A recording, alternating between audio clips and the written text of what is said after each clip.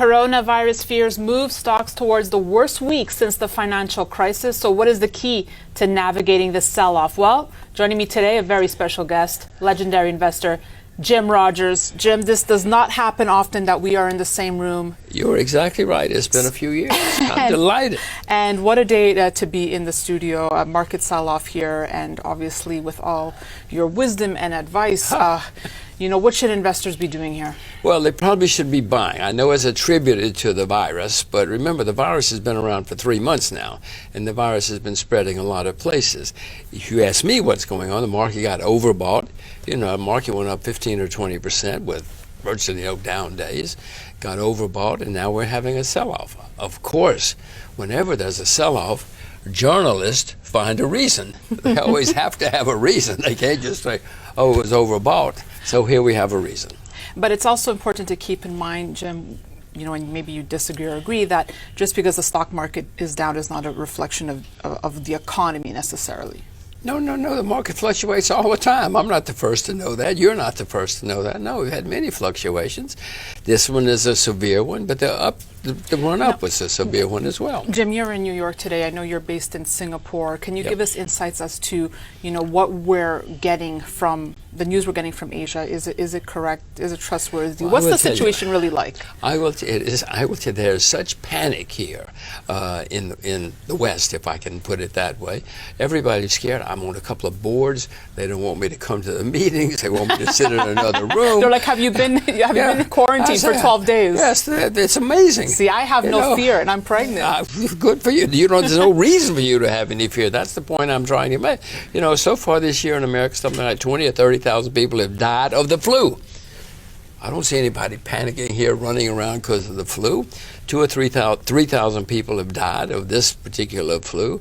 But living in Asia, yes, the shops are empty. Yes, the restaurants are empty because everybody's in panic, but very few people are sick. Okay, is this the danger to the economy, though? Is that the behavioral change we'll see from the consumer? Yes, everybody's panicking. Right? So people are not going to go to restaurants, people are not going to go to movies and whatnot. So is that the real cause for concern? Yes, that is the cause. The flu, the virus, is more or less peaking. Certainly in China it's peaking because they took draconian measures. I mean, they closed the whole place down, which you probably couldn't do in most countries, but they did it. So it's in decline. It's in decline in Asia, but still the effects are going to go on. Planes are empty, restaurants are empty, hotels are empty. Everywhere I go, there's nobody there.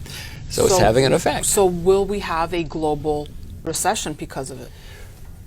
Probably, yeah. We're overdue. As you know, it's been over 10 years, the longest in American history without a recession. So we're certainly overdue. What's happening in Asia is having a big effect on the economies of Asia. That's not going to get, even if the flu's over, the repercussions are going to go on for a while. It might tip us into a recession. We're overdue. So even if the Fed starts cutting rates, right, that's not going to save anything, really, because of the behavioral changes again. Well, what you have in Asia and other places now are governments panicking, cutting rates, printing money, spending money. The U.S. is probably going to do that too as they get more and more panicked. If you start seeing cases in New York or L.A. or places where the media is, Washington, oh my God, if it's Washington, they're going to cut rates, they're going to spend more money and print more money, and that might lead to the last big, blow-off rally. Now, the question is, Jim, well, gold's supposed to be a safe haven, and look at gold today as we're speaking. Last time I checked, spot gold was down, $55. I don't know what it is. $55? Oh, good, because I want to go buy some gold. I know you've always said, Daniela, I like when gold goes down because that's my opportunity to buy. Good news. I'm going to leave you and go buy some gold. But is it just a reaction? Are people selling gold for cash to meet margin calls? What's going on here? Well, of course, everything is going down, and you go back to previous bear markets, 2008, for instance. Everything went down, including gold. For a while. Gold went down a lot for a while. Usually in bear markets, people have to sell, and they sell everything in sight, including gold. And that's when you buy gold. So you'd be buying here? I'm going to go Or buy is a it little too bit high? this afternoon. How about the PGMs? Do you like platinum, palladium, rhodium, which has had a crazy run up? I'm too lazy. I'm going to go buy gold and silver. You're gonna stick to that. Well, platinum, palladium has been a skyrocket. No, I don't think I would buy palladium. Platinum? Probably not even platinum, because all those precious metals have gone up like rockets.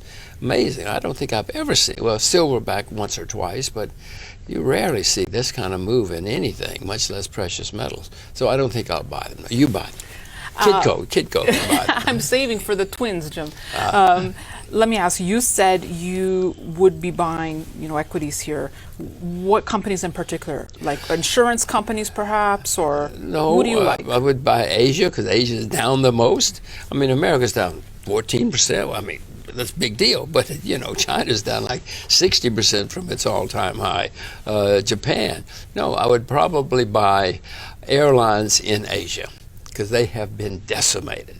Totally decimated. Things like airlines, tourist companies, hotel chains, airports, just decimated. And you were liking India last time we spoke. Is that still part of your I'm not plan? buying India, but if India hasn't gone down enough yet. The place I like to buy places in Russia. There's a company in Russia I want to be buying in the next day or two. Places that are decimated. But who is getting a bounce is Bernie Sanders. So let me get your thoughts on politics here. Are people just liking him more now because of this? Is there any correlation, you think, to the stock market drop people here? get scared. He's got simple answers. He's going to make everybody make sure you don't get hurt. You're going to have plenty of money. But I don't think he'll win. Trump will win. It's very difficult to defeat a sitting president in America, because, and the reason is sitting presidents, if they need votes over here, they spend money over here. The opposition cannot spend money over here. If they need money over here, the votes over here, they spend money over here. So it's very, very difficult historically to defeat a sitting president. So overall, how do you're in New York now. You didn't come here for refuge from Singapore, I'm assuming. No, right? no, It's not your no. safe haven. But you feel, how do you feel? Well, as I say, the main thing I've noticed on this trip is that everybody's in a panic about the virus. The fact that I think I've been in Singapore 3 days in the last month.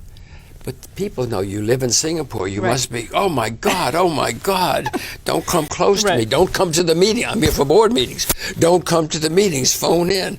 I say, I haven't even been in Singapore except 2 or 3 days. Yeah. There's panic. When you flew absurd. over here, was everyone wearing masks? Many people were. I wasn't, but I don't have a mask. Too much trouble. I'm too lazy. Too lazy. But so far, I haven't gotten the virus. Jim Rogers, thank you so much. It's my delight. And thank you for watching this very special edition of Kitco News with Jim Rogers. We'll have much more for you on Kitco.com.